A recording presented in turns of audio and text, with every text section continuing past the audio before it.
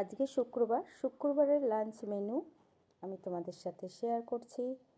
প্রতিদিন যেরকম থাকে, প্রতিদিন তো সাদা ভাত থাকেই, তো গরম গরম সাদা ভাত নিয়ে নিয়েছি। সঙ্গে নিয়েছি লম্বা লম্বা করে কাটা আলু আর গাজর ভাজা, তার সাথে অল্প একটু ফুলকপিও ছিল। আর সঙ্গে রয়েছে শুকনো লঙ্কা পেঁয়াজ ফোড়ন দিয়ে মুসুরির ডাল। আর রয়েছে এঁচোড় চিংড়ি, ছোট ছোট চিংড়ি মাছ দিয়ে আমি এঁচোড়ের তরকারিটা করেছিলাম আজকে। এঁচোড়টা খুবই সুন্দর হয়েছে খেতে। আর সঙ্গে রয়েছে গা মাখা মাখা কাতলা মাছের কালিয়া। তা আমি একখানা বড় পিস নিয়ে নিয়েছি। আর তার সঙ্গে রয়েছে চাটনি। এখন কম্পালসারি আমার চাটনিটা হচ্ছে।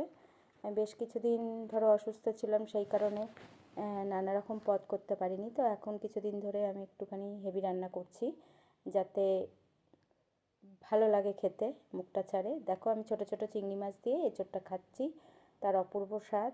আজকে রান্নাগুলো খুবই সুস্বাদু হয়েছে। ভালো লাগলে অবশ্যই লাইক কমেন্ট করে দিও।